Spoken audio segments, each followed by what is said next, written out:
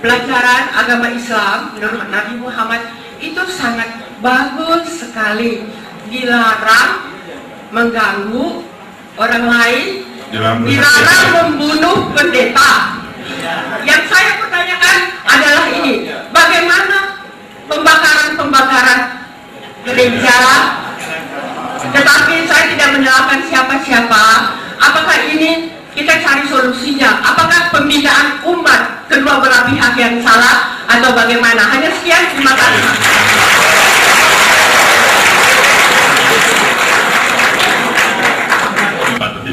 Terkait dengan pembusukan gereja, ya. Kebetulan pada saat istirahat tadi ada yang berbisik kepada saya, mohon moderator yang menyampaikan dan mohon dijaga namanya karena khawatir beliau.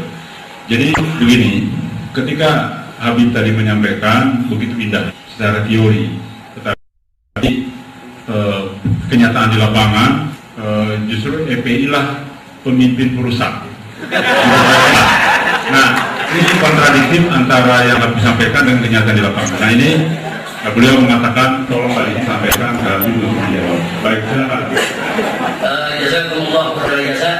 Yakinlah kami tidak sekarang yang digambarkan, kami tidak sebuah sebagaimana diberitakan. Kami cinta kedamaian, kami suka yaitu persatuan persaudaraan, dan kami suka kelembutan dan keramahan. Adapun soal pembakaran gereja, saya ingin sampaikan bahwa Dewan Pimpinan Pusat Front Pembela Islam FPI di Jakarta maupun seluruh cabang FPI di seluruh Indonesia tidak dibenarkan untuk melakukan tindakan pembakaran gereja dimanapun mereka berada. Ya, kami paham ada kadang-kadang beberapa sudut daripada posko-posko yang terlibat dengan masyarakat, mereka sebagai anggota FPI, tapi sebetulnya mereka tidak menjalankan kebijakan organisasi. Mereka hanya mengikuti daripada emosional masyarakat yang ada di sekitarnya. Nah, saya bisa buktikan bahwa di tahun 99, manakala terjadi peledakan, yaitu Masjid Istiqlal, mungkin Ibu masih ingat, begitu Masjid Istiqlal diledakkan, saya mendapat telepon tidak kurang dari 100 titik yang semuanya minta izin kepada saya untuk membakar semua gereja di Jabodetabek. Ini perlu saya sampaikan, semua telepon, Habib ini udah kelewatan. Ini masjid kita ini lambang daripada supremasi agama kita. Ini sudah diledakkan, kita bakar aja semua. Nah, saat itu saya jawab, kenapa Anda harus membakar gereja? Wah, ini pasti mereka yang perbuat. Bukan pasti ya sudah. Polisi aja belum tahu. Saya katakan, dari mana Anda sudah melakukan investigasi, menyidiknya, ada yang nurut, ada juga yang marah-marah, bilang, wah ini Habib pengecut, FPI sudah berubah, dan seterusnya.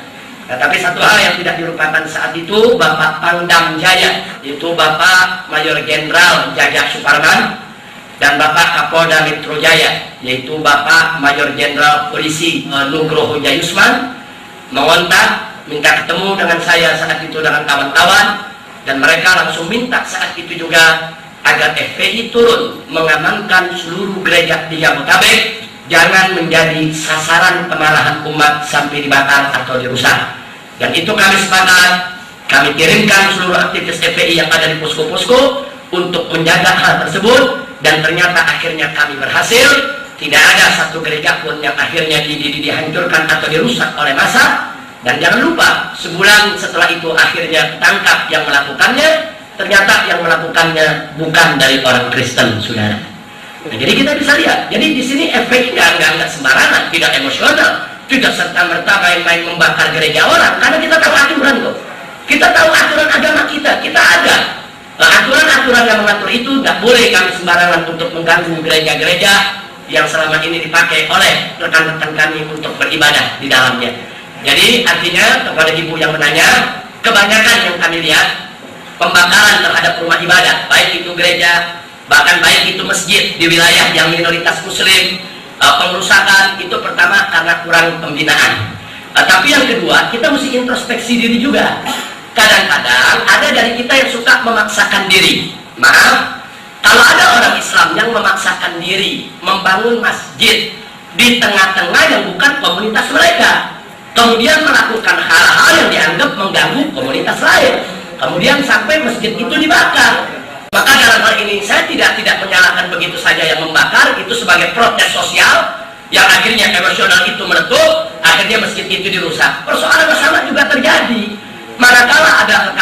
kita dari umat Kristiani memaksakan diri untuk membangun gereja tanpa izin, tanpa prosedur di tengah komunitas Muslim, ini juga akan menyulut kemarahan daripada umat Islam yang ada. Nah, kita tahu umat Islam yang ada di perkampungan banyak yang kurang binaan, banyak yang nggak ngaji, banyak yang nggak ngerti apa-apa, mudah tersulut. Nah, akhirnya mereka ambil jalan pintas, mereka bakar. Jadi saya rasa persoalannya sebetulnya kalau kita mau jujur, yuk kita introspeksi diri kita, jangan kita memaksakan kehendak kita di komunitas lain. Yang umat Islam jangan memaksakan diri untuk bangun gereja paksa umpamanya di wilayah-wilayah komunitas umat lain. Nggak boleh, semua harus ada prosedur. Masjid yang dibangun di Indonesia Timur, masjid yang dibangun di Bali, masjid yang bangun di wilayah-wilayah mayoritas non-Muslim, kami wajib untuk mengikuti prosedur yang ada. Bahkan khusus untuk Bali, kami harus minta izin pimpinan agama setempat.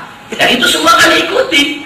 Nah, begitu juga hendaknya tokoh-tokoh daripada umat Nasrani, umat Kristiani, baik dari Protestan, Katolik maupun yang lainnya, ikuti prosedur yang ada, aturan mainnya sudah ada. Insya Allah tidak akan terjadi gesekan di antara kita. Insya Allah pembakaran gereja atau rumah ibadah lainnya, termasuk pembakaran masjid, tidak akan terjadi lagi di negara Republik Indonesia.